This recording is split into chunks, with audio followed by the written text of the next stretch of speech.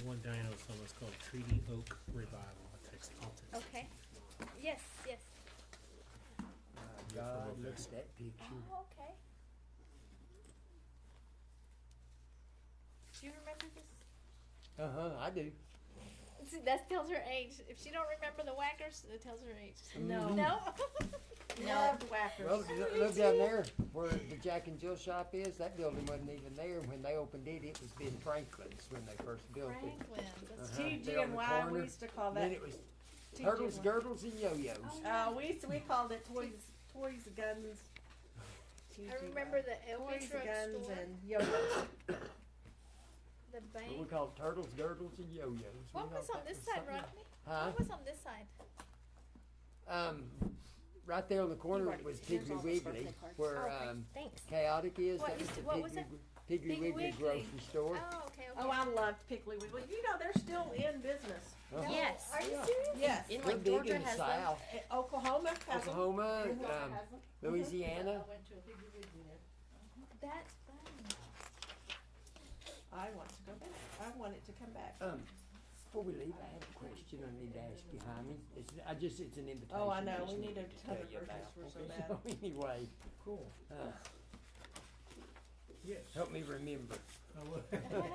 I need all the help I can get. Oh, we're in the same boat, Mr. Rogers, same boat.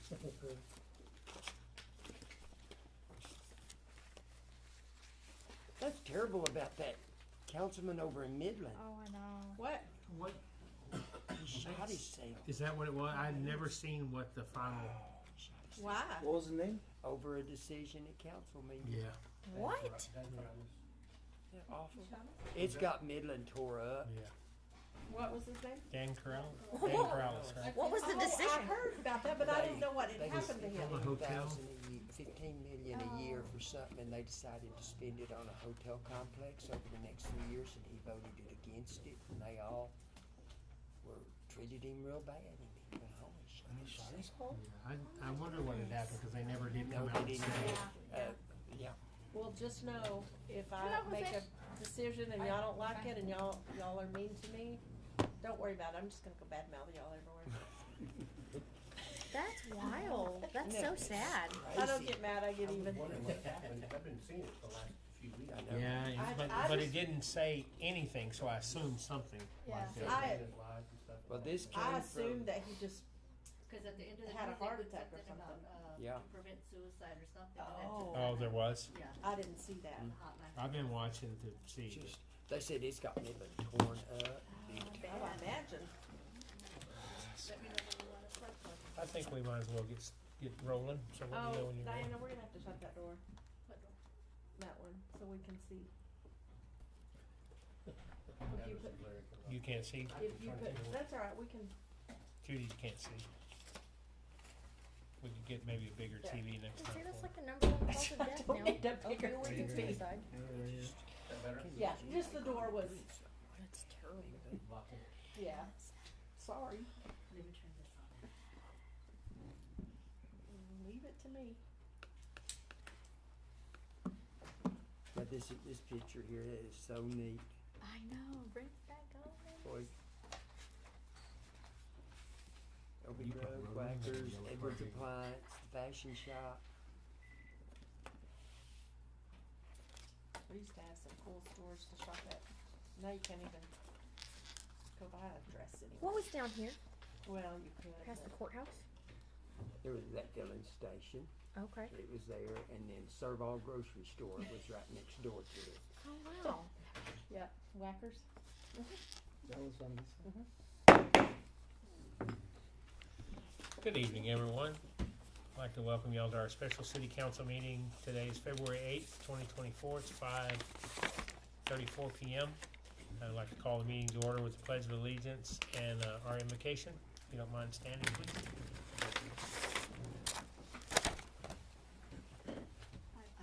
Allegiance to the flag of the United States of America and to the republic for which it stands, one nation, under God, indivisible, with liberty and justice for all.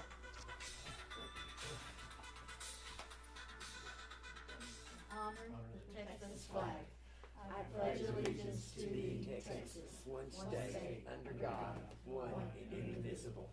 Mr. McGee? Heavenly Father, we come before you, Father, thanking you, Lord, for everything that you do in our lives. We ask you that you may help us today, Father. Help us edify Kermit, Father, with the right way, Lord, and help us be in one accord in every decision that we make for Kermit, Father. We ask you in your name. In Jesus' name we pray. Amen. Amen. Thank you, sir. Sorry, it's a new phone and I don't know how to turn the ringer off. I may have to get you to show me before we leave. All right, so we have some new business tonight. Discuss and consider resolution 24-02. This is a resolution by the city council establishing a procedure for general election in the city of Kermit, Texas. We will also discuss and consider approving the election calendar for the 2024 city officers election, which is to be held on May 4th, 2024. And we have that information in our packet. You have the resolution, but we're gonna hold the election at the Kermit Junior High like we've done previously. This year it's mayor at large, council member district place 4, and council member district place 5. Also included is a calendar with the events, what needs to be done. So, I need approval for that. The mayor, I make a motion that we approve A and B on item 4. I'll second. We have a motion and a second to approve item A, which is the resolution for the procedure of general election, and B, the calendar for the 2024 city elections. All in favor? Aye. Any opposed? Motion carries. Okay, old business, we have, item A is to discuss and consider the purchase of lawnmowers for the Park and Cemetery Department. And we also have that, packet with us. Mayor Council, Mike Erskine, City Manager. This is, actually just a follow-up of the agenda item that we had in our January meeting. There was some requests to, do some research on the John Deere lawn tractors, which I did perform. I believe I sent that out to each of you. And I'll bring it back to you again with the bid that we received, and, requesting that you accept the bid of Sourcewell. It'll come from the same implement vendor, out of O'Neill, but this would be, through Sourcewell, which is coming in just about $900 cheaper. You said the one for Sourcewell? Through Sourcewell, yes, sir. Sourcewell bid came in at $75,369.05, while the buy board bid came in at $76,287.30. They're all the 5 John Deere tractors, same exact thing, same exact implement company, can come from the same location. It's just Sourcewell's got a lower bid than what buy board does. I make a motion that we, approve the Sourcewell bid for the 5 commercial John Deere lawnmowers. I'll second. We have a motion and a second to approve the purchase as budgeted for the lawnmowers for the Park and Cemetery Department at $75,369.05. All in favor? Aye. Anybody opposed? Motion carries. And moving ahead, we're just a couple minutes ahead of schedule, which is perfect, is to discuss and consider the appointment of a city attorney for the city of Kermit. We'll have 3 interviews. I'll let, city manager discuss those here in a minute, but we have 3 interviews that are set up. And then at the end of that, we'll try to make a decision if we have clear direction. Yes, Mayor and Council, as you're aware, the city is currently without a city attorney. One of the requirements of the charter is to ensure that we have a city attorney appointed. Again, this was brought to you in the January meeting. There's a request to have interviews. And so what I did is I set up interviews for tonight. And I can tell you, we are ahead of schedule, so we may want to stand it at ease until 5:45. The first interview is with Underwood Law Firm, Slater Elza. He'll be joining us. He's currently at a training, he's providing a training in Austin. And so he will be able to jump on at 5:45. And then we have another interview scheduled with Anthony Weaver, who's with Mayfield, Heinrich, Roth, Weaver, and Parsons. That'll be at 6:15. And then we have the last interview with the Borkowitz Law Firm. And I believe that Mr. Borkowitz is actually gonna be on the call himself. And so that's what I was led to believe. So I believe there's another individual that'll be on the call also. But we have 3 interviews scheduled tonight, 30 minutes apart, so you have the opportunity to be able to visit with them and talk to them, kind of get their feel about how they represent law firms and kind of municipalities, and get a feel from them. And hopefully at the end of that interview process, we'll select an interview, city attorney, because we've got work for them to do already. And so we're kind of, things are kind of pending, waiting until we can get a city attorney appointed. So I'm showing 5:40, the first interview's not scheduled for 5:45, so I'm not sure how you wanna handle it. You just wanna kind of recess until. Yeah, we'll just take a short recess. Anyone who needs to get a refreshment or anything. Just remember, we can't discuss council business right now. Right? Okay, so we'll take a little 5-minute recess. I'll pass all this around so y'all can have it. Oh, thank you.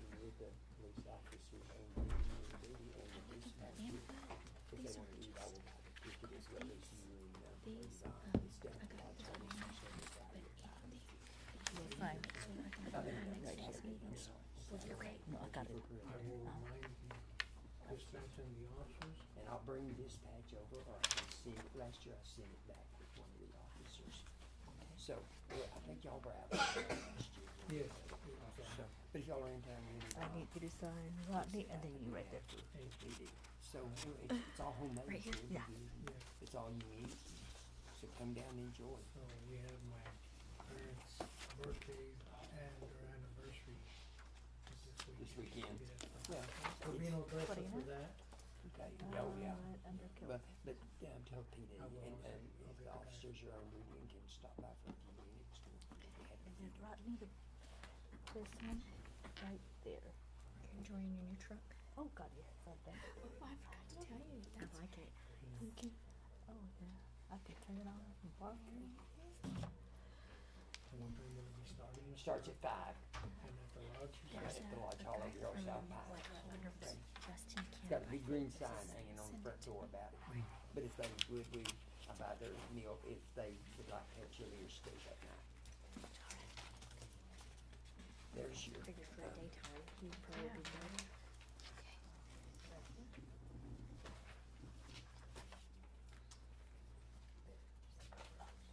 Clay Creek was also suggested to me. I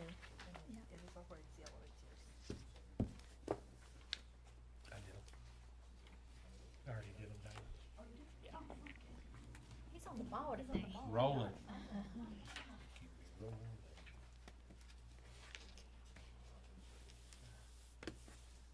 Rolling in, he was dancing a while ago. is it a certain number anniversary for your parents? It's the 60th.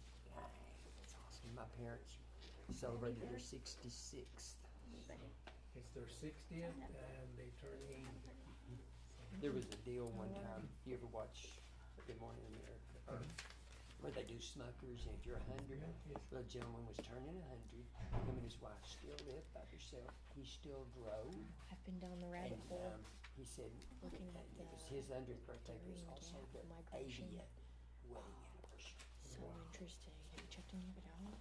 And, boy, Super that's a, interesting. the, I have not. the gentleman So that at does the that, bottom he of said, Panama, I can't imagine it's like being a married to my 60-mile wife for jungle. 80 years. No, That's boy, I not- bet it's you not he has paved, a lot it's of still explaining to trails, do when it's he like- gets it's like, home. you know, it's a half a million people Exactly. Yeah. last year crossed through that jungle. So we're Dangerous excited, it we got is. family coming Really from all interesting. over. That's great. Well, that's a milestone, 'cause you don't It see is. 60. No, Most I people don't haven't. live that long. Right, so Had time to it's watch their TV 80th now. birthday, the 60th I've just anniversary, been so we got on family the coming Just from one? All three. South Carolina, and, I wanna say from Is the baby California. good? Hope y'all get a good photographer. Yes, and guess what? We're So having that twins. you've got good pictures and maybe a video. I know. I'm like, Where y'all having it at? yes. the- How wonderful. We're celebrating the mass 16 at weeks. Holy Redeemer. Okay. My And brother and then, sister all it's went. a We went hall from, we don't know what. On the northeast side, not Okay. one of the You main guys- hall, but it's a Yes, we're county. It's all there on that. That's a My huge family grew like complex. this. Good. I went from That's two good. grandkids So, to yeah, 6. so they, What a we blessing. were all worried Yes, about it is. catering, It and is. we were like, no, We're 'cause pretty we're doing excited. all Boy, babies. girl. Okay. How wonderful. So we decided So to go ahead exciting. and just Yes. have, So yeah. is it Mi Cocina Oh, on July, August University is when and we're Grandview? expecting. So I'll be out of Pix for a while and come July and August. Yeah. I'll be Yeah. at They grandma love, duty. they love lasagna and pasta, so. kids will eat it, the adults will eat it. That's it. That's it. That's great, I'm glad to No, hear is it they're surprise? having that kind of a, Wow, so of a party. digging deeper and deeper. My parents, we did their big Great, blowout for great their grandparents. 50th, and when they had their 60th, my aunt went over It's to like do anything, way and said, I'm still back. trying to Yeah, how do it for the interesting. 50th. That's cool. Cause that was an Yeah, I all thought day we were like- thing, and It is, yeah, we found the Yeah, it was a big 50s, surprise yeah. for me. I just, We rented the church hall and it took us, we decorated it Friday, started cooking at 5 in the morning. No, And I brought my jacket in. I did too. And I did so too. I was telling Mom, I wore my short sleeves. Yeah, y'all, you got my opposite of all y'all. Got a jacket picture. No, I won't. I was we worked on their party. sweating. Did the church Wednesday, and then we cooked, and then we had a dance and barbecue out in the moon. We had a big I deal at the texted church her to too. the Okay, reception good, thank on you. and a dance. and had a Mr. Mayor? DJ, Yes, ma'am. and Do you have any I said when that party muffins got- with the mayor updates moon for us? started out. Is that appropriate to discuss? that Yeah, I think we lunch can hour, discuss it I since it's had just a a big party upcoming with event. DJ from It's 8 to going to 11. be a week from Friday. Class of 1956 Right. was still 2 weeks, there. 2 weeks. Week from tomorrow. It's gonna be Week on the from tomorrow. 19th. Win the bar. Week from tomorrow. Oh, 16th. I meant any details on the flavors of muffins. There'll be a blueberry, a banana nut, Okay. a chocolate chip. Wonderful. I don't know if there'll be more than one of each flavor, but we are gonna get them this time from Backbone Coffee. Are they providing coffee as well, or are we pouring our own? Or? Do we get that bun? I was wondering if they were gonna be homemade. But it was, I'm gonna reach out to Birch Farms and kind of maybe rotate between, try to keep it a That's at local. the I don't wanna buy store bought. We talked about that. Are you ready? You ready? All right. All right. All right, we're gonna bring our meeting back to order. Now, this is, This should be the one from Amarillo yes, for Angelique Slater. Weaver. Also, No, it should be Underwood Law Firm, it'll be Slater Ellis. Oh, that's right, I'm Yeah. sorry. I had 6:15 down.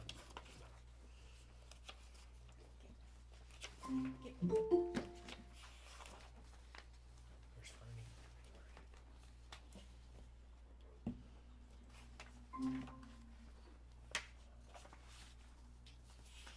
Yeah, we're good with the move. Yeah, we're good.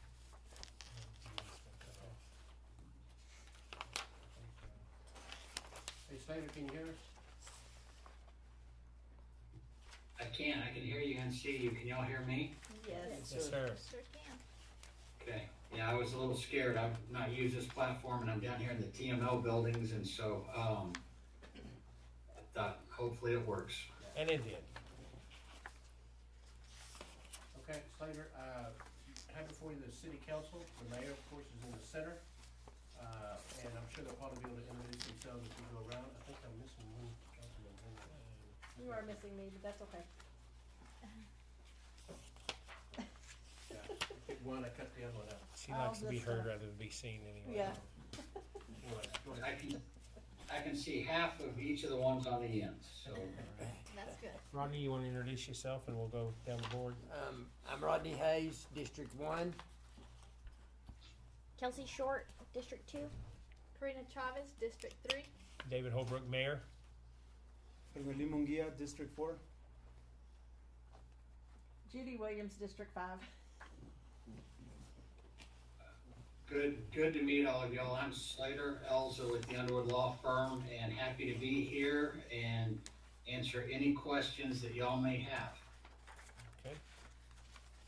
Mayor, just so you know, of course, before you, we did present to you the resume of Slater, which, printed out with your desk. I believe you probably had the information from last Yes. meeting. Yes. Of the stuff that he had, that he's presented before the council, so you have that information. Slater has made himself available for 30 minutes to interview. He's actually, as you said, at TML, he's doing a class he's teaching right now. And, so, he made himself available to visit with the council and had to take his early slot so he could try and go to a dinner that he's got after this. So, Slater, they'll probably just, I don't know if you wanna give a little bit of background about yourself, and then, the council will have the opportunity to be able to ask some questions. Perfect. I'll just start off about 20 22 years ago, I was at a crossroads. I was very young, and the kind of law I did went away. I represented doctors and hospitals, and they changed the law, and it's very difficult to sue doctors and lawyers, or to sue doctors and hospitals. So I had to find something else to do, and I come from a firm that represents about 155 school districts, all through Region 16, 17, and 18. And there was a lawyer retiring in Hertford, Texas, who had 3 small towns, and said, would y'all have somebody that would take those? And so I took those because, again, I was at that crossroads, and through the years, we've grown that. We represent probably 65 or 70 small towns. I was in a town Monday morning at 7 a.m. With a population of 291, all the way up to towns with 25,000. And so we kind of pride ourselves that we represent all different sizes of cities, and kind of we have a motto. I've got a team. First of all, I'll tell you, I've got 2 very experienced lawyers, one out of Lubbock and one out of Pampa, Texas, that do only municipal law. I do a lot of municipal law, and I kind of deal with the problems, whether those are employment problems, lawsuit problems, just day to day. We need to come up with some, ideas on how to do economic development. And so I have those, and I have 2 young guys that we're bringing along. But I started and we started growing, and I was telling you, our motto is that a city has to get up pretty early in the morning to screw up something that we haven't seen before. And it sounds like I'm being flippant, but I'm not. And I think that's one of the great advantages that we have is there really aren't too many things that my team hadn't seen. And y'all get the benefit, the first time you see something, it takes longer and it's more expensive. And what we pride ourselves on is we've seen most things. If there's an ordinance you need, we can show you 2 or 3 versions that we've done for different towns. We can tell you what worked in one town and what didn't work in another town. And y'all get the benefit of that financially, and probably more importantly, from speed, just getting it turned around quick so that you're not waiting on things. Now, is there always, it seems like somebody can step into a new and novel problem? Absolutely. But we like to think we can spread that around, and everybody gets the benefit of everything. And one of the things that I do is teach and train councils and school boards kind of all over Texas, and we've transitioned into lots of towns. A couple of things that we always see is there's usually, and I'm not talking about y'all, but usually we see municipal court needs help getting caught up and figuring out what they can and can't do. Code enforcement and old dilapidated buildings is always an issue. Sometimes junk vehicles and cars, vacant lots that are overgrown. In towns like Kermit, we see that houses have been, passed down, through 2 or 3 generations, and you have children and grandchildren that have a tug that makes it still important to them, but they're not taking care of it and they're not there. So how do we do that in a way that's cost effective for the city, but also lets our citizens know that we care and we're trying to make it a good place to live? How can we take those lessons we've learned in other cities and do better than y'all have been doing? Now, I will tell you this, I studied your ordinances, I studied your charter. Charter is pretty well done. I mean, that's one thing we do charter elections with cities. We've done 5, 6, or 7, probably, maybe more. But I thought y'all's was in pretty good shape. I think it gives you maximum flexibility. Your ordinances, I look through, the good thing about having a new city manager, and y'all gonna have a new city attorney, whoever that might end up being, is we'll be able to start looking through and helping y'all update your ordinances and take advantage of everything out there to keep Kermit growing, because y'all are down maybe around the edges, but y'all are right down there where a lot of stuff going on. But that's kind of who we are. We work with municipal courts, we work with economic development corporations, cities of all sizes, a lot of experience working with relationships with the county, relationships with the school district. How do we make sure we're all pulling in the same direction instead of butting heads? How can we share and work together? So a little background there, and again, I am happy. I tried to get y'all as much information as I could ahead of time, but just want y'all to be able to ask anything you want to ask. you said that you felt like our charter was up to par. I know there's probably some updating it needs, because I think the last time it was revised was in '91. Absolutely, and I'll tell you, the one we did for Childress had been updated in 1916, and so not 2016, 1916, and so yeah, there are always certain things that we can look at, and we found a really good method. You know, when you do a charter election, the first time you have to have a committee of citizens. The second time and after that, you don't.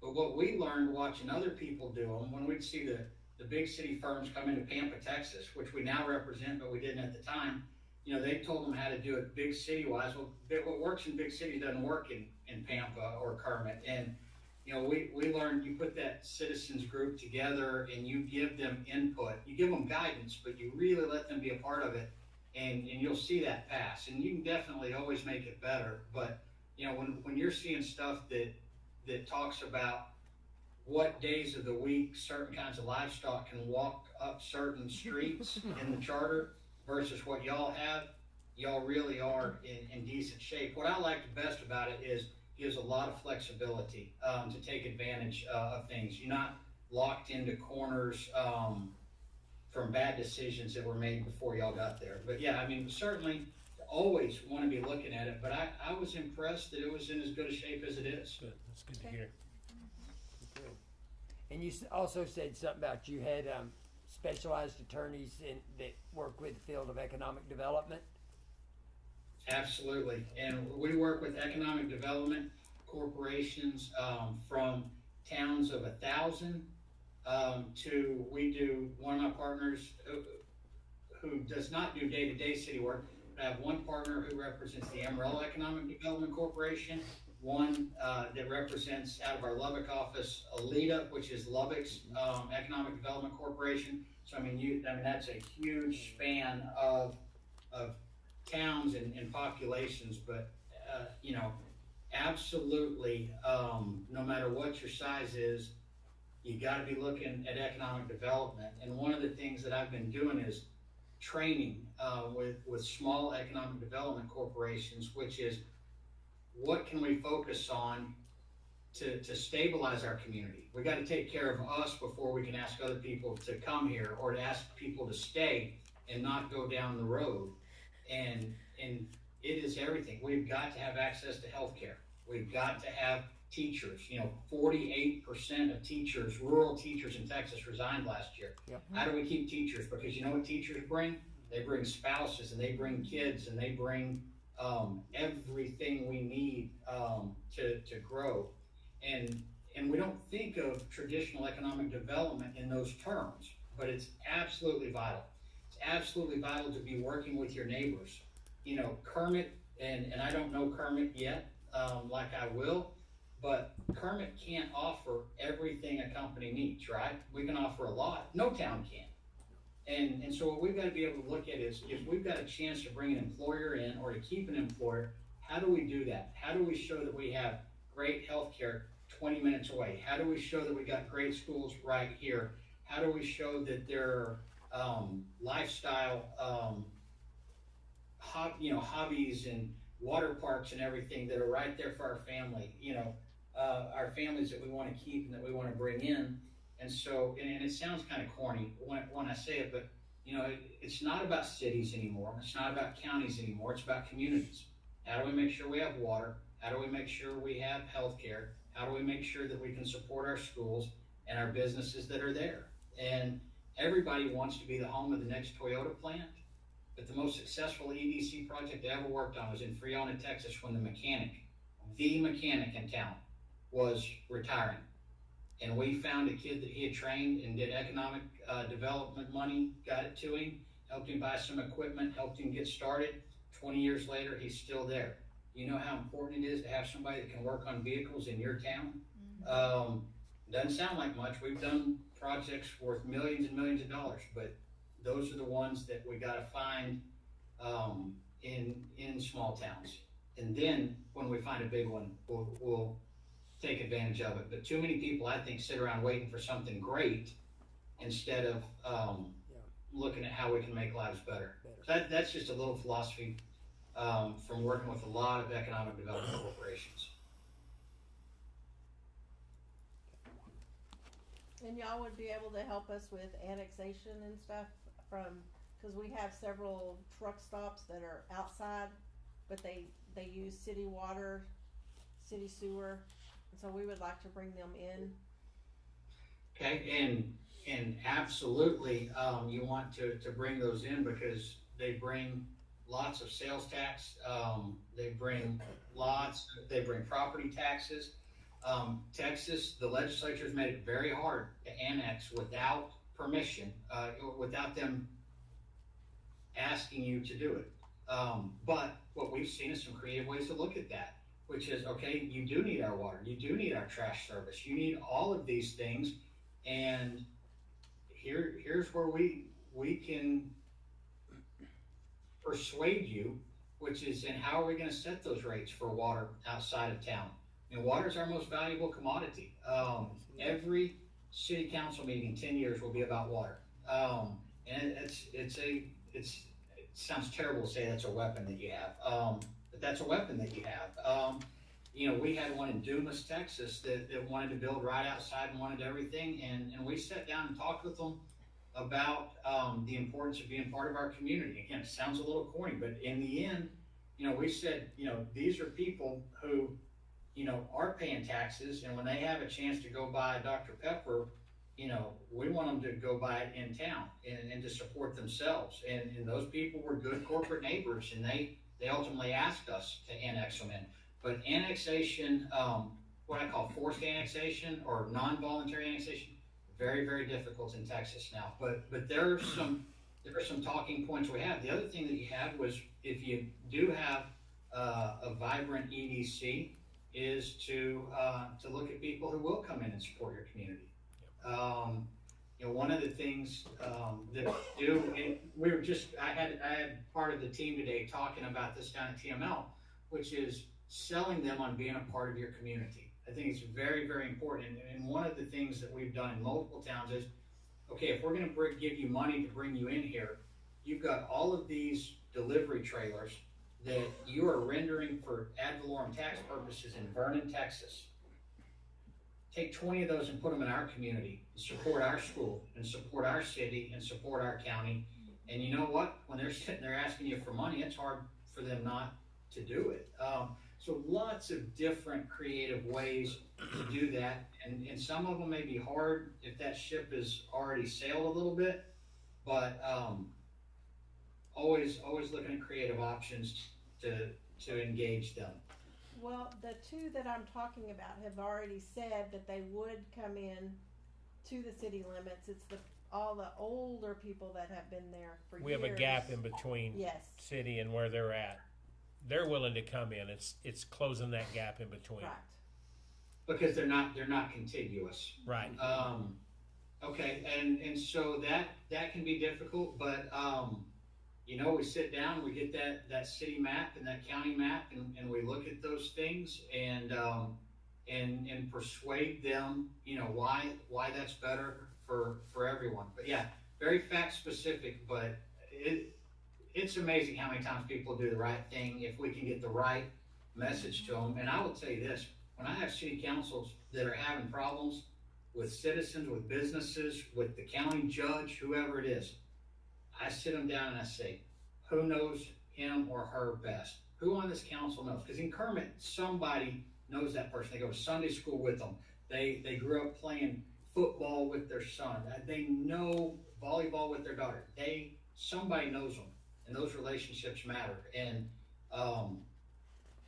it shocks me every day how far those relationships go. But yeah, certainly, if we could get buy-in, we could have that done in a matter of a couple of months. But it takes us, meaning y'all, your administration, and your attorneys, putting that plan together and going and selling it. Then we have another point that I wanted to ask. We have a lot of old dilapidated structures, old homes.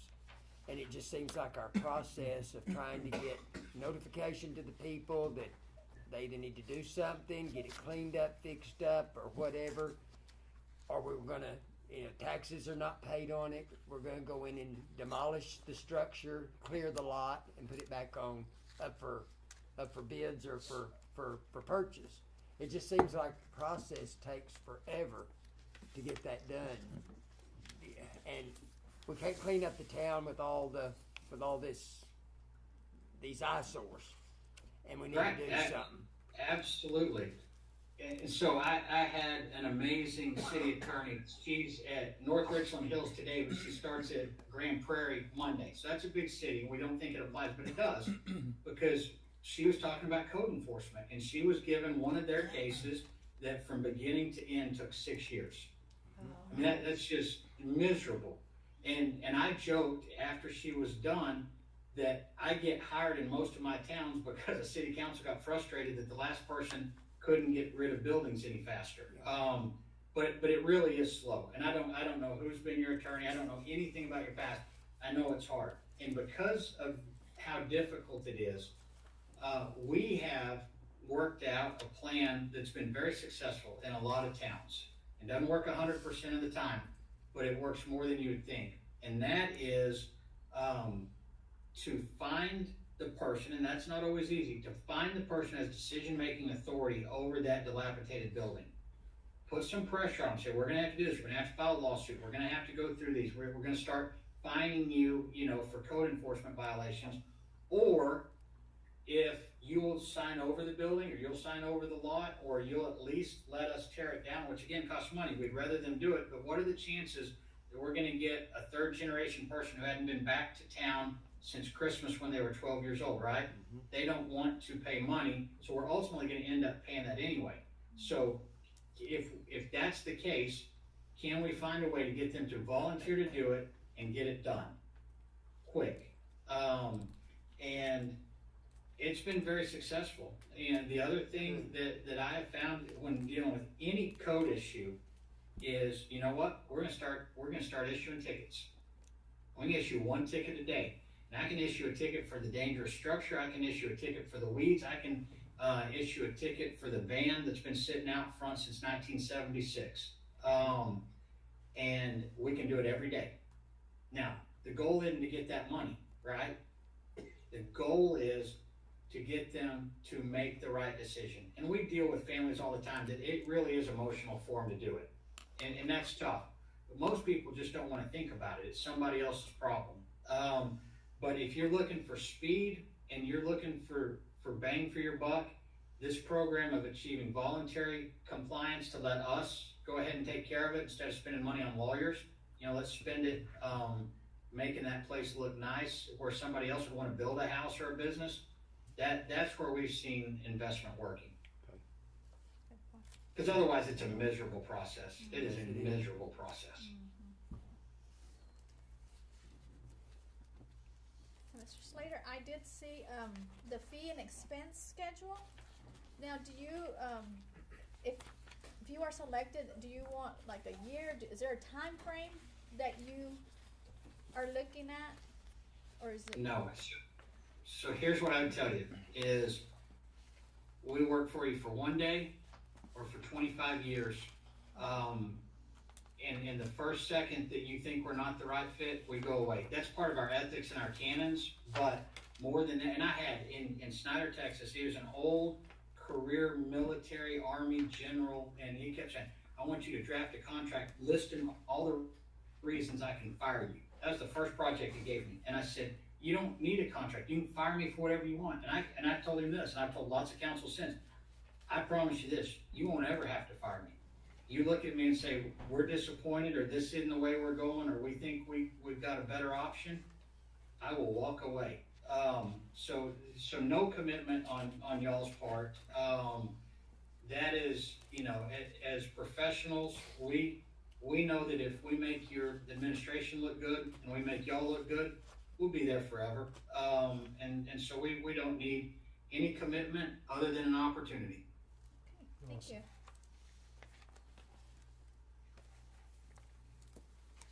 Any other questions or comments, anybody? Good. So, You touched on mine Can I- pretty well, so go ahead. well, what I was gonna say is sometimes, it's hard. Every town used to have a local city attorney. I don't know about y'all or when the last time you had the nice old man or the nice lady that would come and take care of things. Things have changed. I mean, it's moved into a specialized world, and there's not one in every community. And so one concern is always cost, right? A couple of ways to manage cost. This one right here has worked out fabulous. This is the best part of, not the best part, maybe the only good part of COVID, is we've learned to have the technology and equipment to meet on short notice however we need to. But we also know there are times that you need that lawyer there with you, either to deal with issues with the public or to look y'all in the eye and help y'all make the right decisions. The one thing we don't do, and we're West Texas, I mean, Pampa, Amarillo, Lubbock, is we don't charge mileage and we don't bill for the time going to and from there. If we're gonna represent people in our part of the state, there's no travel time.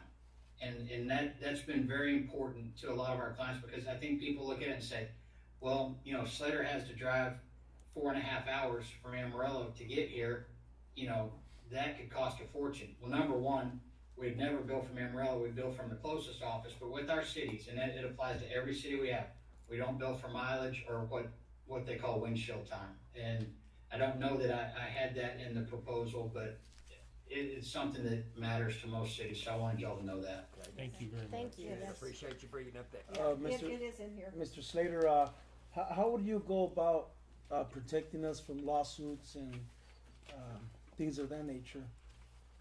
What are the So- steps? What are the steps you would take to protect us from those issues? And with your experience, is that something that happens a lot in small towns? And if it does, what measures would you take, or what steps would you take to protect us from such things happening to us? So a couple of things, and I think one of the advantages that we bring is so much of what I do is litigation. I do lots and lots of litigation, represent probably on this side of I-35, most of the school law litigation, some of the cities. The number one thing is we make sure that we have good insurance, right? Because sometimes mistakes happen no matter how hard people try. The other thing that I do is I work closely with risk management departments in big companies and hospitals to figure out how do we do things better. I mean, the number one thing you can do to avoid lawsuits is treat people with respect. Every time I have a hot-headed city manager or a hot-headed mayor that takes that position, we're not listening to you. And I had one with a hot-headed city manager. I didn't know he was hot-headed, but this guy, you can look it up on Facebook, the local Pizza Hut manager just walks around with the camera on his phone, just being hateful, and as soon as somebody says something ugly to him, he posts it. Well, instead of solving that problem, my team, my police chief and my city manager, who used to be the police chief, just kept fighting him. Well, last week I said, let me talk to him. They said, no way you can make this guy happy. We sat down, what are you mad about? Placated him, made him leave thinking he had won. But we won't, because we got him away from our employees, we got him to quit doing it. But people think that is oversimplified, but treating people with respect, especially in a community the size of Kermit, goes a long ways. If somebody comes in and says, I got hurt at one of your properties doing this, instead of saying, well, we think we have immunity, tough luck, it's as simple as saying, we understand that you're in a bind. If you'll send me a written notice, we'll get it to the insurance company. Then the insurance company can tell them, no, we're not the bad guys. But one of the most important things is to look at your ordinances. Make sure they're up to date. There were an incredible number of laws passed in this last legislative session, and there are going to be more. That's a lot of what we were meeting about today down here. And I'll just give you a real world example. Out of town, a big town, called me and said, this guy just sued us. I didn't represent him until that day. And we tore his house down. It wasn't the one he lived in. And we did everything right. And I said, well, what'd you do right? And they said, we posted it. And I said, send me your ordinance. And the ordinance said, before you can tear down somebody's property, you have to post it on the front door of City Hall for 3 days that you're gonna tear the house down. And I looked down at the bottom and said adopted in 1971. This was 5 or 6 years ago. They hadn't kept up with the law, they hadn't kept their ordinances up, and they followed their ordinance, but their ordinance was no longer legal. So that's a big part there. You know, the other part that we're seeing in this day and age is employee. I mean, we're seeing claims coming from employees that are losing their jobs. And one of the things that we do, and we have 2 board certified labor and employment lawyers. We don't normally need them, but when we do, we have them. And that is, when we first see a problem, how do we get ahead of that so that we document? Ideally, we'll get that employee back on track. We want to have successful employees. We don't want to train new people. We want the people that we have to succeed.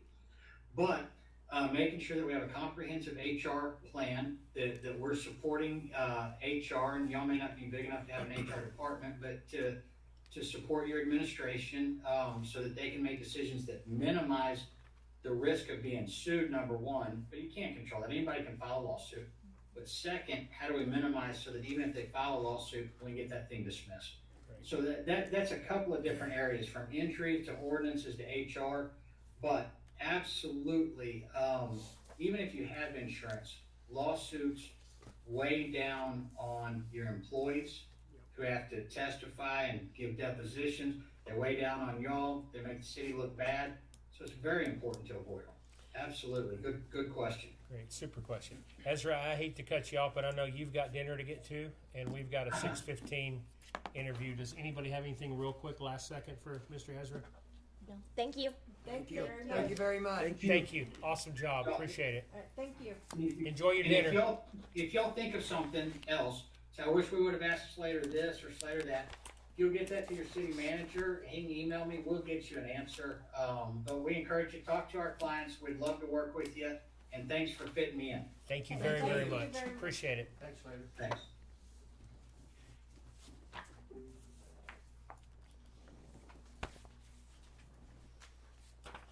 want to start off with? Next one we have Angelique Weaver.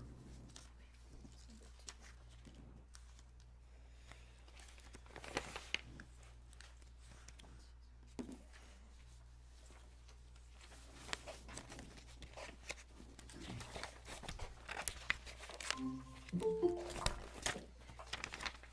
ready, man? Yes.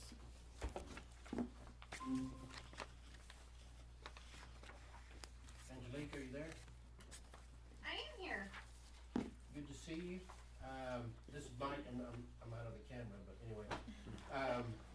You're before the. I'm gonna I'm sorry. turn my speakers up. Okay. Okay, got it. Okay. You're before the Kermit City Council. I appreciate you taking the time to visit. Of course, as you know, they're in the process of trying to interview for another city attorney to represent the agents, or to represent the city. So you have in the center Mayor David Holbrook, and I'm sure they'll probably go through and begin to start kind of introducing themselves, and they'll probably start with over to the left, but just kind of so you know, they're going to kind of take it from here. Thanks, Angeline. Okay, certainly. Thanks. Hello, I'm Rodney Hayes, District 1. Kelsey Short, District 2. Karina Chavez, District 3. David Holbrook, Mayor. Fernelli Munguia, District 4. I'm Judy Williams, District 5. Nice to meet all of you. Thank you. Nice to meet you as well. I'm Angelique Weaver. There's only one of me. Y'all can remember my name easily. I'm not sure. How do you like to do this? Do you want me to tell you about my firm and about myself? Yes, I think please. so. If you Just don't jump mind, in. Maybe just kind of introduce yourself, talk a little bit about your firm, who you are, and then they'll probably have some questions that they want to ask you from there. Absolutely. I'm happy to do that. I don't have a formal presentation. We're a small firm. We're based out of Amarillo. I am located in Lubbock, in the Lubbock office. I have been in the Lubbock office since 2008. I'm the only attorney here, but that's how we operate. We've got an Amarillo office, we have the Lubbock office. All the other attorneys are in Amarillo. They come down here and do work in Lubbock as well. Todd Mayfield is our senior partner, and he does commercial litigation and medical malpractice defense. He and I have come down and tried some cases together in Lubbock and Midland recently, in fact. Brian Heinrich joined our firm about a year ago. He was with another large firm in Amarillo.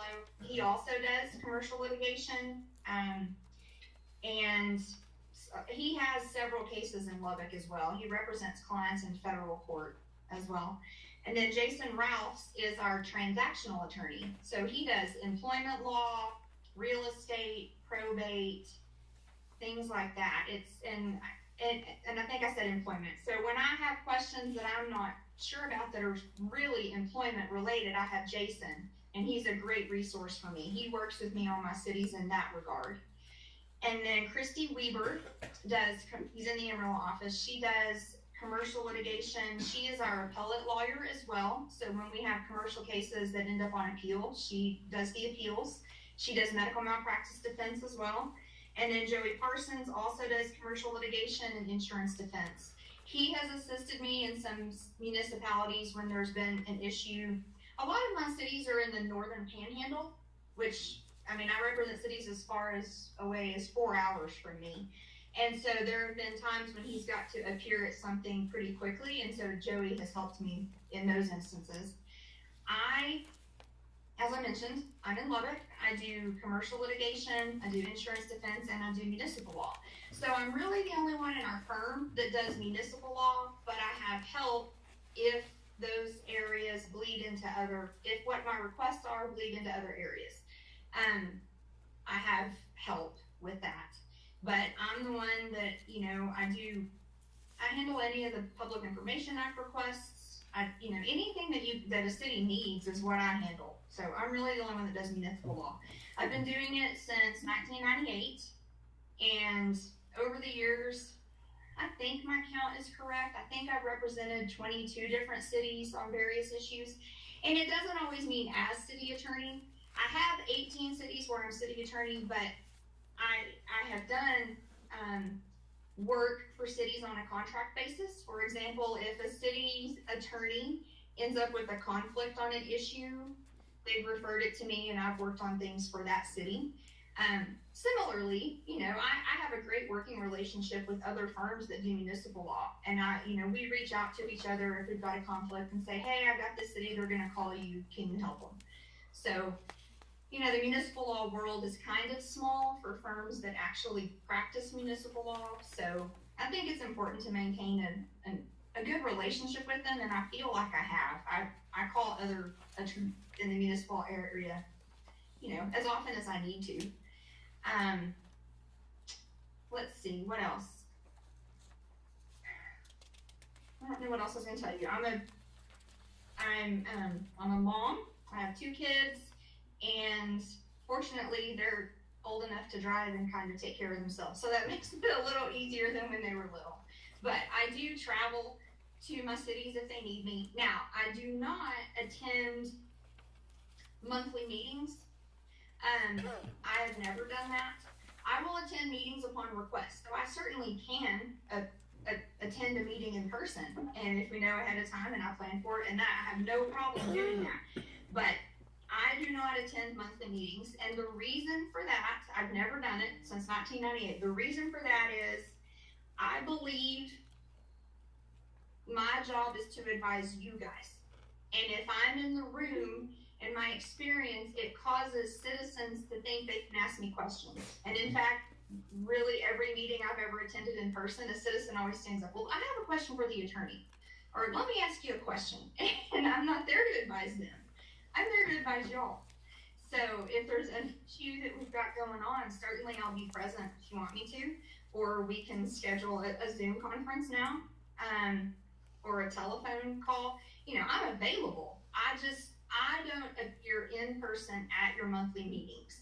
So if that is what you're looking for, I completely understand. I'm not the person for the job for you guys.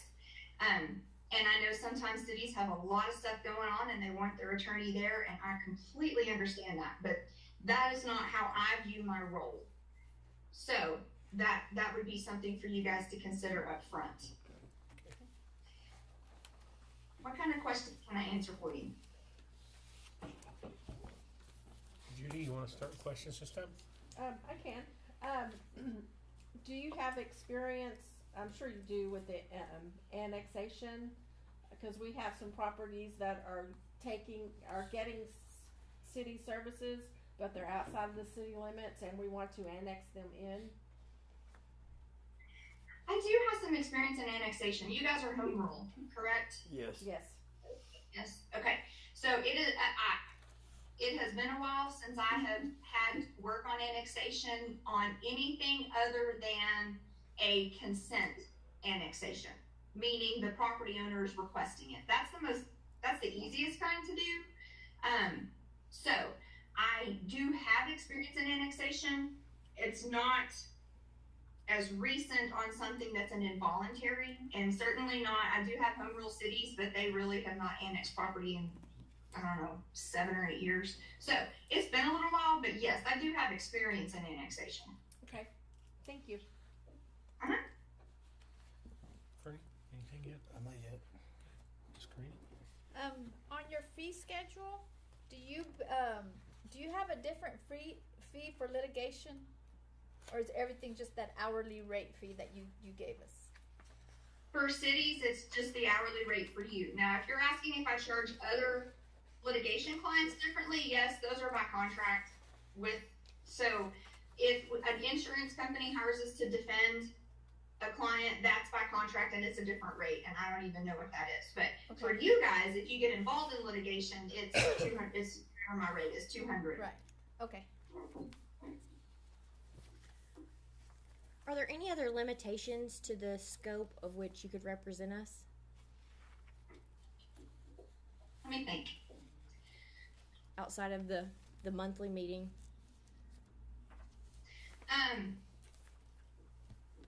Not, I mean, off the top of my head, I don't know what I would need to tell you that I'd be limited in doing. I mean, certainly there maybe you guys have an issue come up that I'm not as experienced in. I mean, I don't know what all your issues are. Right. I mean, I have the full municipal law range of experience because I've been doing it since 1998, but you know, there may be an area where I haven't had to work in it in a while, so that might be a limitation, but I certainly know where my resources are, and I certainly know how to ask for help, or you know, I am not afraid to tell Mike, hey, I am not the right person for that. I don't know what the question would be. I am not the right person for that. Let me find someone for you to talk to. Okay. That's great. I mean, I'm not claiming I would know everything about everything, but I certainly know how to find somebody that can help you if I'm not the right person for that. Perfect. Thank you. Ms. Weaver, can you give us a list of types of civil litigations that you've dealt with? The types? Sure. Do you want to know specifically for cities? For city, overall? For cities? For city, yeah. Okay, let's see. The first lawsuit I was ever involved in for a city was there was a failed wastewater treatment plant sewer lagoon. What they had lined one of the lagoons with failed, and water was just, I mean, we claimed it was just, you know, spilling through it, leaking through it. So we had to sue the engineer, the testing lab, and the contractors because no one gave notice to the city that, hey, we've never tested this substance before. We're going to put it down and keep our fingers crossed that it works. And of course, it didn't work. And they were out of compliance with TCEQ, which back then was called something else, TNRCC. Anyway, so we sued all those people. That lawsuit lasted probably 2 years. We had a positive outcome for the city. So that was in a plaintiff's capacity. I've represented cities on zoning issues regarding, there was one ugly case regarding a mobile home. Now, the definition of a mobile home is that it was manufactured before 1976. And a person wanted to move a mobile home in. Well, statutes, ordinances, everything prohibits mobile homes. Now they could upgrade to a manufactured home, but this person was moving in a mobile home. Okay, so you know, codes are different now. So we had to sue to keep that from being brought into the city, and that went all the way up on appeal. Represented them in that. I've represented cities in liquor zoning issues where certain areas of town were not zoned for sale of alcohol, and the city was sued to require the city or a citizen to be able to sell alcohol at a convenience store. Represented them all the way up the chain on that successfully. I've defended cities many times on Tort Claims Act issues. Now that is through your insurance company. TML hired me to defend cities on those issues. That would be, there was a drowning in the swimming pool, so we defended the city over the design of the pool. Playground issues, diving board issues. There's so many that come from swimming pools and playgrounds. But as an attorney for TML, I've defended cities a lot over those kind of issues. There was one that was a property damage claim, and it was because city workers were using a pump after a heavy rain, using a pump to remove water from one part of town, and it flooded houses on the other side of town.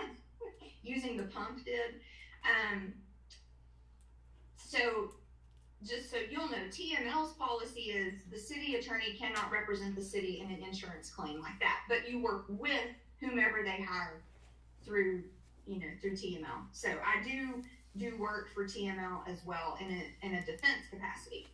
So some cities that I've represented, it's not even on a city attorney basis. It's as a defense attorney for TML. Let me think. I think those are what come to mind right now. Thank you. I was wondering if you might have any type of a protocol or plan. We have a lot of dilapidated property in Kermit, and I know the process to gain accessibility to this, to get rid of it with whoever owns it, is a lengthy process. I didn't know if you had any type of a plan or protocol that you follow to try to speed it up as much as possible. Every city that I represent has problems with dilapidated properties. Yes. And I mean, a lot of times they don't have the funds really to either pursue abatement, demolition, or civil penalties. And I don't think there's a great answer for a speedy way to do that. I do have a case I'm about to file in district court in an effort to get remediation of some nuisances handled on behalf of the city. But that is because the way they drafted their ordinances, that's the preferred method, because they did not want to go through an administrative process. So I don't know what your ordinances require. I don't know if you require the administrative process, and if so, we would go through that and then file it in district court, because then the property owner only has 30 days to appeal. And if they don't appeal, then it's final, then we can proceed. If you don't want to go through the administrative process, of course, you can go through municipal court. Do you guys have a municipal court? Yes. Yes. We do. Mike, is it a municipal court of record or just a municipal court? Just municipal court. Just Okay, all right. municipal court. Okay, so then you would not be able to get a final order through municipal court. You would end up having to file in district court as well. Yeah. But, so I don't believe there's a really quick process. People have lots of rights to their property. Mm-hmm. And that's the way the law is written, is to make sure we don't overstep our boundaries. And it's a lot of requirements on cities, but I do have experience in pursuing nuisance abatement.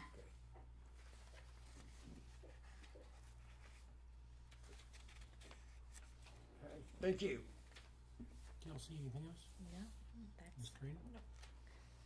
Anybody else? Okay. Mike, you got anything else that you might not have thought of? Okay. Angelique, I appreciate it. Thank you for Thank your you. time. Thank you you. very Thank you much. very much. Thank you. Thank you. Best of luck to all of you. Thank you. Bye-bye. Thank you. Bye. You know, we do have about 10 minutes. If anybody needs to potty or anything, we can do a quick little recess again and reset I got the pop. for the last one.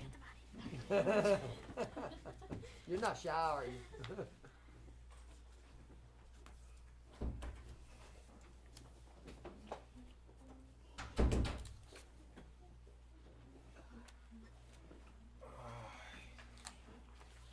I can put a 50 cent Chevy. These are all early models, 60 vehicles, 257 Chevys.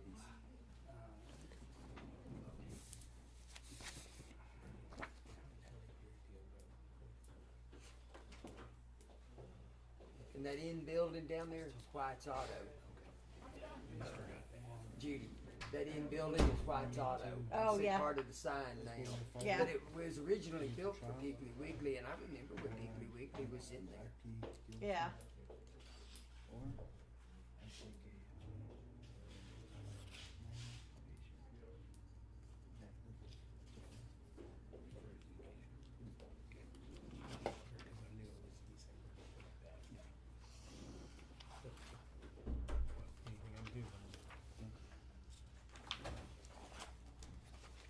do? Ronnie, it seems like it was booming back in these days. Well, I mean, the town looks alive right well, there. it was the downtown because does. this picture was made probably 62 or 63. I remember when they built that building where the Jack and Jill shop just moved out and closed. Mm-hmm. I remember, and when it opened, it was Ben Franklin's. It was a variety store because we had Whackers and then Ben Franklin's. So this picture here had to be because these cars. There's a 60 model Ford Mm-hmm. there. So this had to have been made in the very early 60s. Yeah. But that was how downtown used to. That was downtown. There wasn't no. The businesses ended basically about where Don Burrito is. I mean, other than like a service station or something, there wasn't any type of a commercial business. It looks like all the buildings were occupied. Oh, they were. Yeah. They were. I wish you could see the picture in the book her daughter wrote of the day they opened Whackers. Mm-hmm. They got on top of the building across the street. The line went all the way down and was all the way down past this building to that'd be Winkler Street, waiting on them to open. Yes. What happened to all their stores? The business owners got Walmart. old and wanted to retire, and nobody wanted to buy them. Nobody wants to mess with buying them. They want Monday through Friday, 9 to 5. You know, and if you have you have a business that runs you, you Yeah. don't run it. Yeah, it does. And that's the sad part. That's the sad because Richie's Shoes, they got old and they had that business for sale for 2 years. Alice Edwards had hers for sale for years, and she finally sold it, but the lady just kind of got burned out. And, you know, then she sold it, and then those people just Closed it down. you just shut it down. You know, because they tired of work. You know, they get tired of not having any time. And Whackers, that company sold. LB Drug, they retired. The Jordans that had White's Auto retired and sold it to the Hudsons. They worked it till they got ready to retire, put it up for sale. It wouldn't sell. You know, it's just the fashion shop, Miss Ledbetter, she had that up for sale for years. Then Carolyn ran it. Carolyn Dudley ran it for We 2 or had 3 city years. lights there too. Huh? We had city lights here at the corner by the Chaotic. Is that by Chaotic? We're chaotic. That was Yeah. White's Auto. And next to it was a fabric store. There was a lady, Miss Bragg, had a fabric store in there. She wanted to retire, couldn't sell it. You know. My aunt had a fabric store where Kermit Home Diner was. Yep. There was 2 businesses there, and her and my uncle's fabric store was right there. Yep. And like I said, we had little businesses everywhere. You didn't have to go to Odessa. No. You didn't have to because There was no reason to go. we had 2 shoe stores. We had Movie Winkler's, theater. and so we had Anthony's. Anthony's was right here, and Winkler's.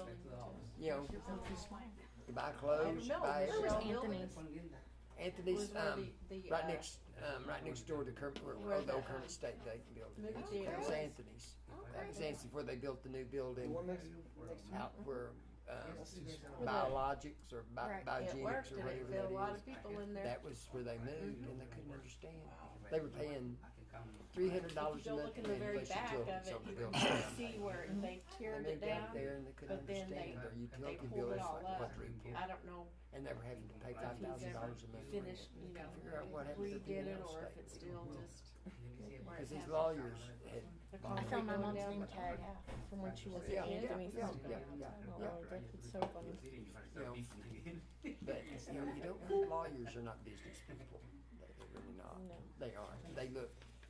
Well, if they can get that price in Amarillo, we can get that price in Kermit. It doesn't work that way. Real estate, retail, anything.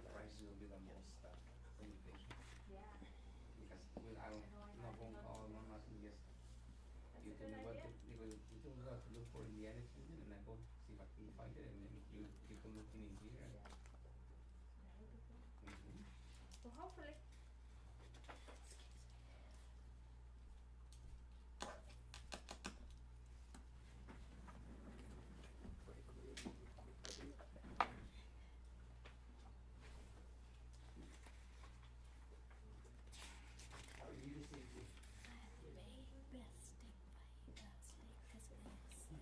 Is it good?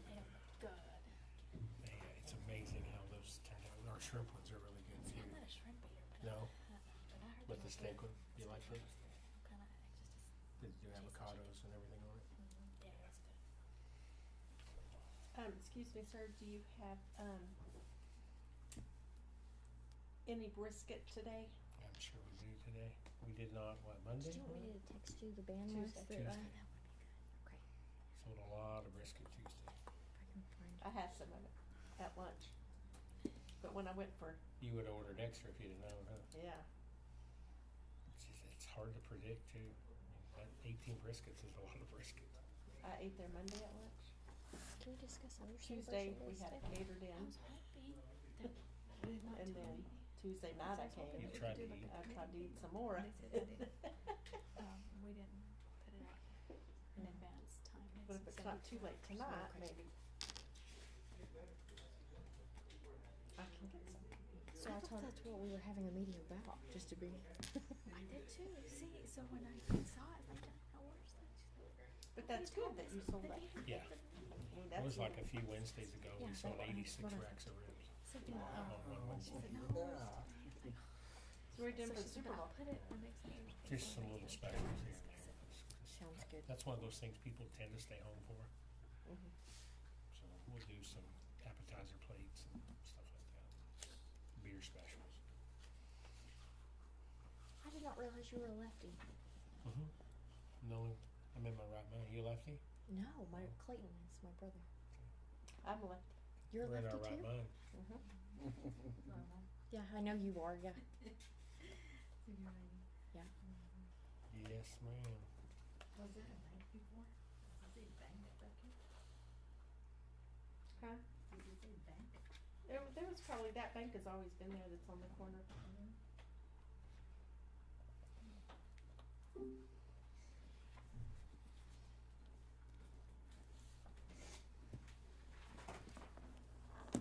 My son's learning to write, and I sometimes wonder if he's a lefty. And Diana told me one day, don't force him if he Yeah, just if see he what he wants picks to. up. See, I think I'm gonna have one grandbaby that's left-handed. I've got like 4, I think. Yeah, all of them. Crazy. Nobody took after me except Depends that on what one. he starts picking up toys with, or his cup Mhm. or something. You'll see. They used to back in the day. They'd slap your hand if you pick stuff up with your left hand. Oh yeah. For reals, yeah. Oh yeah, the old Catholic teachers were mean. Shoot, our regular teachers was mean. And they do that though. They pop your hand if they. Yeah, with a ruler or yardstick They or didn't want to something. mess with trying to teach a left-handed kid. Rodney, did you get a new phone? Yes, I did, and I don't know how to turn the ringer I was down. gonna tell you, I bet you it's on the side. Well, I've tried it, and it does it, but it does for everything. You but have the, to hold it. Do you have the new iPhone? It's I just, don't. Yeah, a lamb stepped on my old one, oh, You and have I to. mean, it just completely cratered it. You have to hold it On down. the side, there's a little. I just see him. It's that button Yeah. right He had it way over here, so I wasn't gonna be like, hey. Oh, Yeah, you yeah. have a Bust it different over- one than I bust do. it What out kind of over phone Or is that? turn it off right here. Look. That's not an iPhone. See, it Oh, it's hold. not? Mm-mm. Now we have. I know how to turn it off, which is. I think it looks I like think so. Karina's. Maybe she can help you. Yeah, let Karina help you. You came to the wrong person. Let's see. I told them I wanted something simple to operate. Well, simple for them, but complicated. Right. See, okay, all the way down. Yeah, see, so that's silent, and then when you want it back up, you just, Did I do that? yeah, Okay, you see but that white line? See? Mm-hmm. And That's- see, it's still, but it was still ringing. I had it Yeah, turned because down. you had it turned I down. guess I turned it. So look, right there is completely off. I'll try it and see. I like the song you have, If though. you see me throw it down again, well, you. Yeah, I know. It's a good song. God, it's embarrassing. That annoys me to no end for a cell phone to be going off during a I meeting. know it's in here. God, especially when it's mine. When I have problems like that, I take it to my grandkids. That's what I have to do. I don't know. Y'all ready to get started? Yeah. Traffic and vehicle. I'm gonna try that and see. Thank you.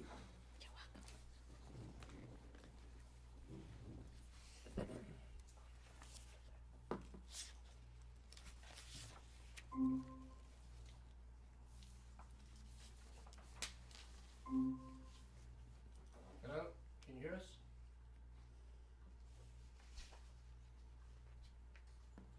Alan Borkowitz, this is Mike Erickson. I'm the city manager for the city of Kermit. Can you hear us fine? There you are. Sure can. Great. Again, I'm the city manager here, and I appreciate you kind of taking the time and visit with us. Just kind of so you know, the city is currently looking for a city attorney. They've been without a city attorney for a few months now, and part of the charter requires that we have a city attorney appointed. And so right now, what you have before you is a city council. You have David Holbrook in the middle, who's our mayor, and they'll probably just kind of go around, introduce themselves. I guess once they do that, I'm not sure who's gonna kind of run it, if Alan, if you're gonna run it, or who's gonna run the show, but yeah, so they'll probably just introduce themselves, and then you probably just give a little bit about your firm, and then they will ask you questions from that point. Alright? So, Sure just thing. probably just introduce themselves. I'm Rodney Hayes, District 1. Kelsey Short, District 2. Karina Chavez, District 3. David Holbrook, Mayor. Fernelli Munguia, District 4.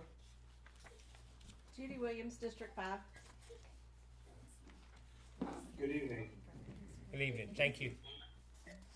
Well, do y'all have a copy of the PowerPoint handout we sent over? Yes. Yes. Yes.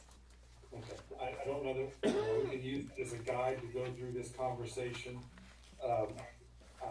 Who you have on the call today is I'm Alan Bojorquez. I'm the owner of the firm, and the managing partner, Desiree Duarte, is one of our associate attorneys, and she's in El Paso. I'm in Austin along with Krista Evans, who's our chief administrative officer here at the firm. And you've got our bios in the packet. You'll see that one of the attorneys who'd be working with you would be Sylvia Firth. She's the former city attorney of El Paso, former president of the Texas Bar Association. She'd be sort of the supervisor of your account, but the person that you'd be talking to day would be Desiree. And then, of course, I'm always available and working with our team to serve our clients. One thing that I think sets us apart from other firms, which is pretty rare, all we do is serve cities. That's it. I'm a one-trick pony, and I've been lucky enough to recruit some other one-trick ponies. And we've been doing it for 21 years. We don't represent utilities, corporations, individual people. We don't work for school districts. We just take care of cities. And one reason that's an advantage to our clients is all of our lawyers talk city talk. Whether you're a large home rule city like El Paso, or most of our clients are fairly small, 3,000 to 7,000. We do their environmental, their land use, HR, real estate. Whatever we do it from the city perspective, which means all the forms, our sample contracts, our sample ordinances, everything is designed for cities. And that allows us to be efficient. So when you spend time on us doing your work, we tend to get the better answer faster than most law firms. And so that's something that's appealing to you, then that's a conversation that we can have. In 21 years, we've represented about 180 cities, which means we've seen a lot. Very few things are a surprise to us, and we share all that information. So even though Desiree's in El Paso, I'm in Austin, we have the same network in the cloud. She has access to the same forms and data that I have. We have a weekly online staff meeting every Monday morning where we share what's going on with our clients. Is there new development in the law? And that's something that I think is to your advantage out there in Kermit. Our lawyers are all supported by legal assistants. So your city secretary and Mike, your city manager, are probably gonna get to know our legal assistant in addition to Desiree, because our legal assistant, Nicole, keeps track of calendars. If you send us ordinance, want us to review an ordinance, and it's for the first city council meeting in March, well, our legal assistant's gonna be the one who calendars that to make sure that we get it back to you in time. So you're not sitting around the council meeting going, gosh, I thought we were going to approve that contract. Well, yeah, we never got it back from the attorney. That's something we work really hard to not have that happen. If we know your priorities, if we know your deadlines, we're pretty good about it. And because we take a team approach, if Desiree is off at a conference learning, or maybe somehow she snuck through a vacation, I'm not sure if I'm going to approve her vacation, but if she manages to sneak one through, you don't have to worry, because we have other lawyers you can call while she's gone. If you need someone else to jump on line for one of your meetings and she's not available because she happens to be sick, well, we've designed a firm that's very fluid, and the teamwork approach is one of our core principles. And so you may be, choosing Desiree to be your day-to-day lawyer, but she's not alone, and that's one thing that we offer. So, and we do that, Mayor and Council, because cities never sleep, and a water line doesn't burst Monday at 9 a.m. It's going to burst over the weekend. You have a police department, fire department, and so because one person or two people can't be available 24/7, our team works hard to be available, because that's what cities tend to need. One thing I'll mention about our professionalism, we are leaders. If you've been around the municipal profession for long, if you go to TML conferences, you might have seen us. We're all very active. 2 former TML lawyers are at our firm. We boast that we've got 4 former presidents of the City Attorneys Association, which no other firm in the state can say that. And we're active in the International Municipal Lawyers Association. I'm not sure if y'all care about the law in Germany or Spain, but we're active in that, and here's a benefit to you. Surely you all heard about House Bill 2127, the super preemption bill. Some call it Death Star, that was passed last session, that basically reduces most home rule cities like Kermit to just being a general law city. We know about that. TML and everyone else has told us about it. You probably heard there was a lawsuit filed challenging it as unconstitutional. The cities of Houston, El Paso, and San Antonio joined together to challenge that statute. Well, tomorrow the International Municipal Lawyers Association is going to file a brief on their behalf. And the brief does a great job of not just describing the history of home rule in Texas, but saying why this statute violates the Texas Constitution.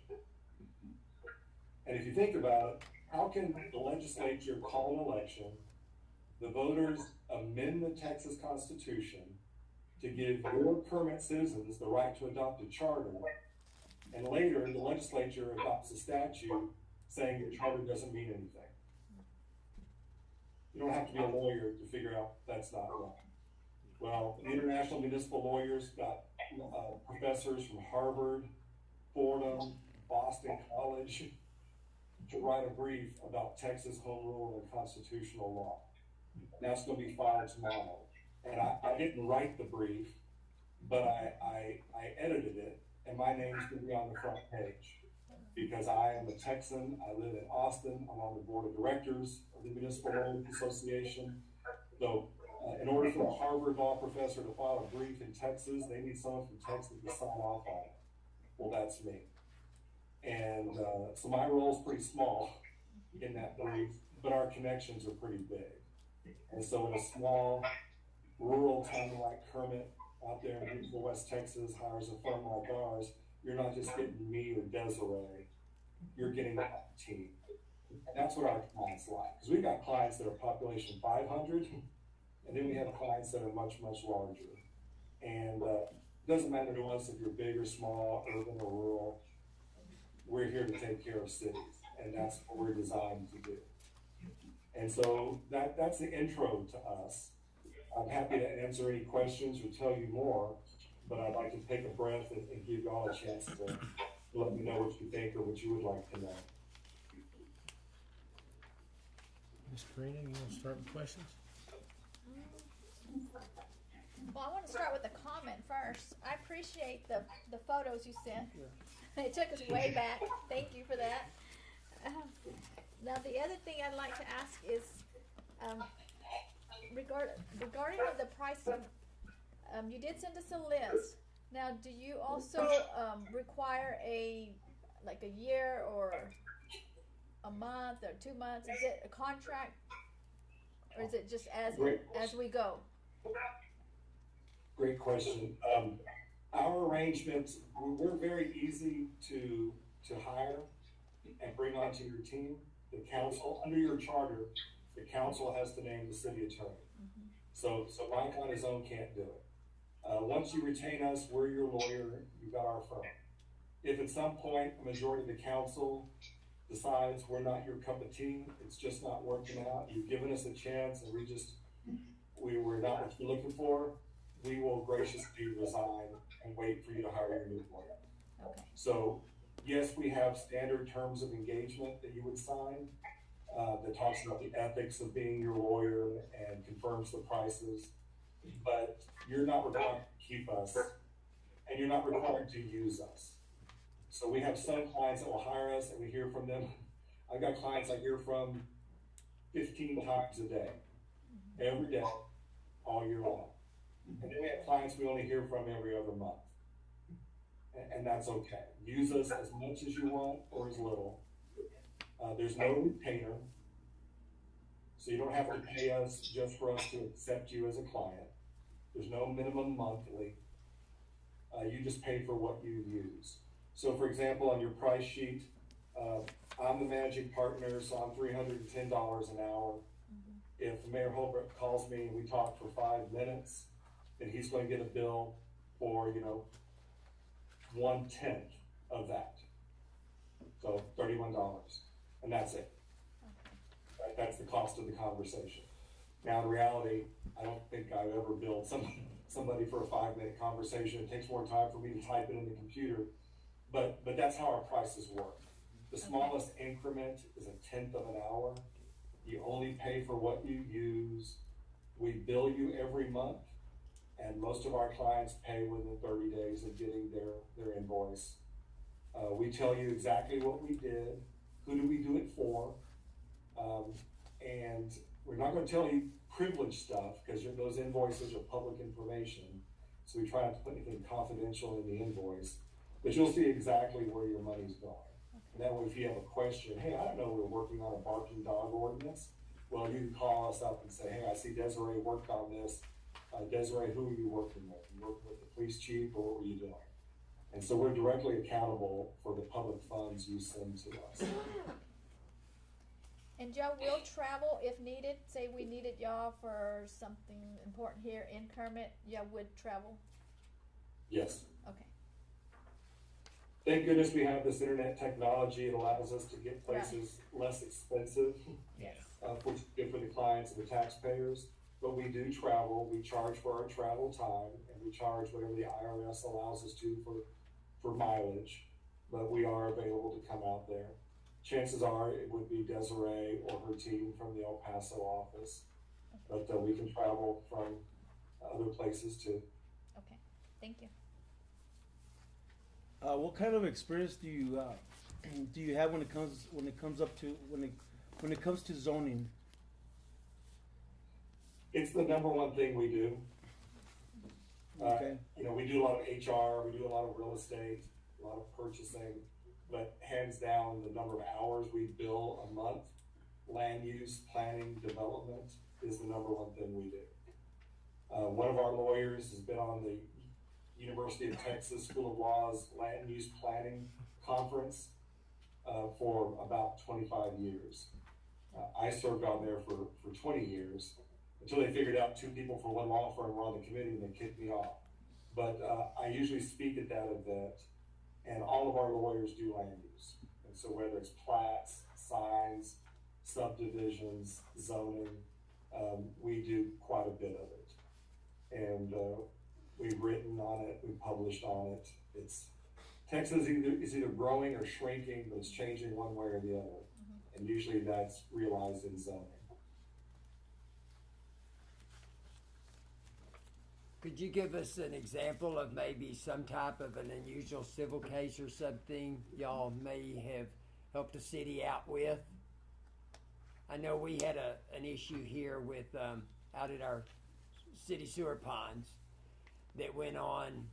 That litigation went on for about 7 or 8 years before we finally were able to settle with the contractors on it, and we had to finish the job ourselves as a city.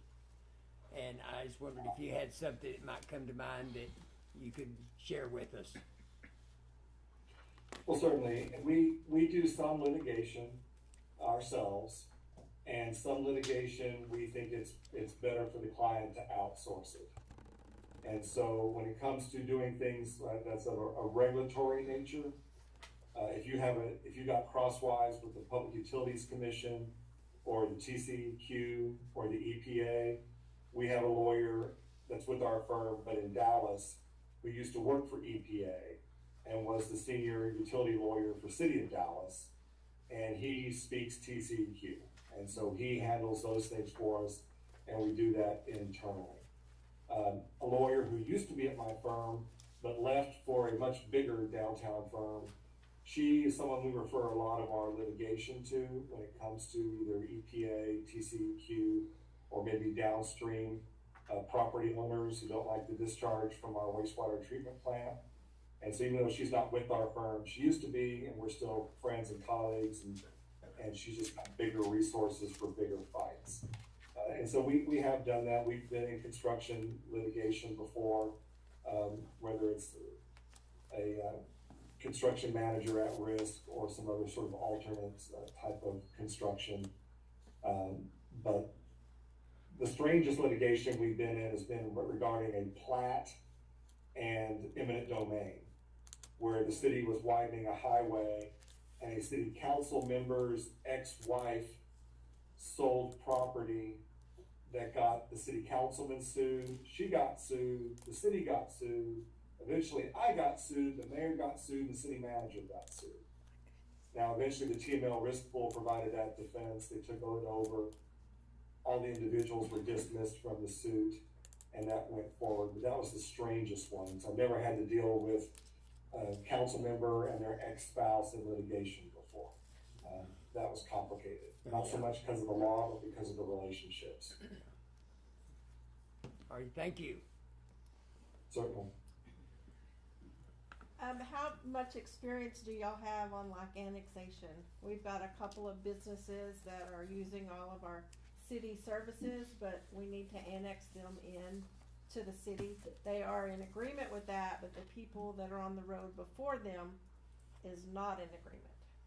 Okay. Yeah, annexation, I just already mentioned eminent domain, which is probably the most controversial thing a city can do. Yeah. Annexation is probably number 2 or number 3. People get really emotional and upset about that. We've done a lot of it. As you probably know, it's difficult to do these days unilaterally. It's fairly easy to do when you've got a willing property owner. It's a simple contract, and you go through the statutory process of notice and public hearings. You have your municipal services plan approved and adopted. That's pretty straightforward. What do you do with intervening properties, those ones in the middle? Well, you do have some authority to annex public roadways, and that's new, pretty new statutory authority. So you don't have to annex those adjacent properties. Once you annex the road, though, you're responsible for maintaining it. And that's why cities don't do it more often, because of the expense of keeping up with those roads. What I had done in some other communities, Nolanville comes to mind here in Central Texas, is we made a deal with property owners that if you'll voluntarily, under a contract, agree to give us a narrow piece of your property and let us annex it, then we will agree not to annex the rest of your property for 30 years. And so they traded that little strip, which if you can think of it as kind of an umbilical cord, a lifeline, to help us get down the road and connect to the properties that wanted to be annexed. They thought it was worth it to trade that for the certainty that we were not going to be knocking on their door for 30 years. Now, only you as a city council, with Mike's guidance, can decide is it worth it or not to do that. But there have been occasions where people thought that was worthwhile.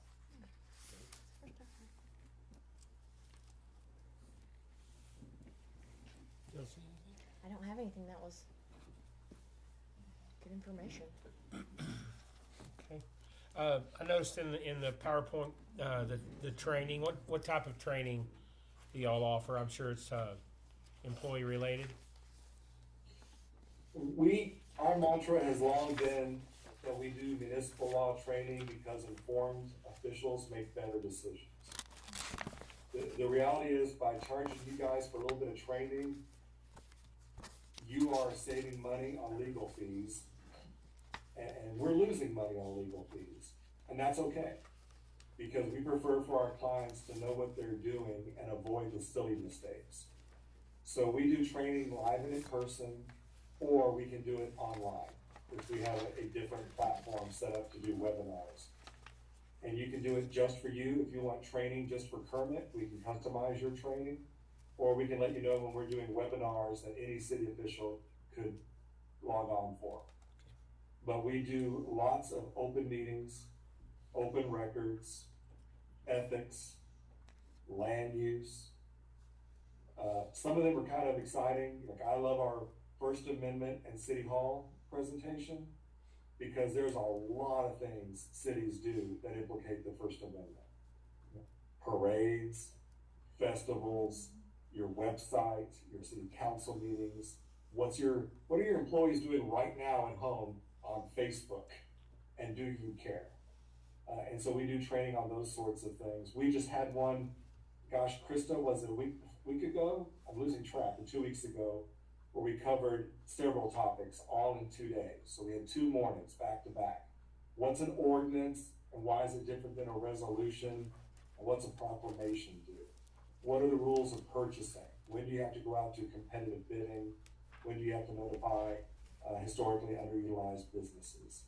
And so we touch on all those topics, and we do a lot of it. Every lawyer, everyone at our firm is involved in training at one level or another. Thank you. I appreciate that. Anybody else have anything? Okay. Mr. Mike, you want to close it up for us? Alan, Krista, Desiree, appreciate your time. Thanks for everything. I'll let you know probably tomorrow either way. This is the final interview. There was 3 interviews that they conducted. So I'll reach out to you and let you know either way. But I appreciate the time that you spent with us tonight. Well, thank you for the conversation. And I hogged it all just to make it nice and easy. Thank you. Say hi to us. Thank you. Appreciate it. Thank y'all. Thanks, Thank y'all very Desiree, much. Krista. Thank y'all. Bye-bye. Okay. Now, I know what Mike can put up to us. Some good ones. very good. Very. So now we'll open up our agenda item B2 discussion of the 3 interviews and see where y'all want to go from there. Anybody want to talk about the first one, Elza Slater, in comparison to the last two that we met, or however y'all wanna do the discussion. I like the first one. I was very impressed with the first one. Yeah, I was too. I like the pricing and the overall broad experience that they brought to the table. They were very broad what they could bring. Slater? And they don't charge us to Number come one. out here, On yes. on the first one? Yes. On the first one? Yes. Yeah, I like Slater and, Bujorquez, the third. Sorry? Bujorquez and Slater, Yeah, Alan Borkowitz, I'll give you some idea. Alan Borkowitz, as he said, does only municipal law.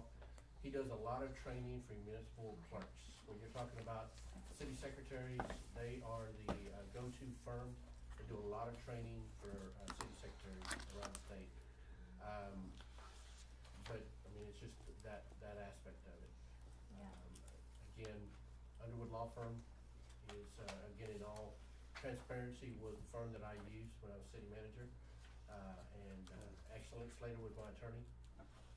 We did use Angelique Weaver a couple of times for that conflict. Remember, I believe Angelique mentioned, if I have a conflict, I'll go off to a different firm. Yeah. We had a conflict with Slater, so we ended up hiring Angelique to handle our issue that we had.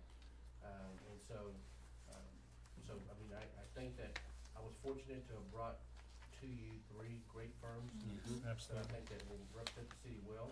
I'll let you know that I did reach out to approximately 10 firms, and these are the only 3 that messaged back. So I did reach out to 10 firms throughout the state of Texas. Municipal law is a very specialized field. And so when you're looking at attorneys, you know, you want somebody that understands the ordinances. You want somebody to find out, okay, the statute's changed, so we need to now change our ordinance. I mean, that's what you're looking for when you're trying to find a municipal law attorney. A commercial litigation attorney understands law, but they have to kind of get some knowledge on the municipal law aspect. And so it's just, so that's just some of the things that kind of come about. And so I did, like I said, I do believe that I presented you 3 excellent firms, and I don't think we can go wrong with either one. What I liked about Slater was with his research and what all he looked at prior to, he wanted to make sure that he fit with Kermit versus whether we fit with their firm. So to me, I felt like that was a lot more personal approach and things that he did. Well, he's reviewed our charter. Yes, yeah, and he took the time to. He's already done that. Yeah. And said we were in better shape than I thought we were on it. Yeah, I didn't think we were very, Me either. I thought we were way off. Well, that and the stuff that they do with economic development Yep. too, that hit a good point with me. Yeah, I agree. So My choice is the first one The Underwood Law Firm? I mean, That's the one I liked. do we have any further discussion? Kelsey? I liked all of them. I think they were all quality choices, and thank you so much, Mike, for bringing us 3 good choices. I think we should go with Underwood Law Firm. Do I hear a motion? I'll make a motion for us to hire the Underwood Law Firm with the information that was presented to us this evening.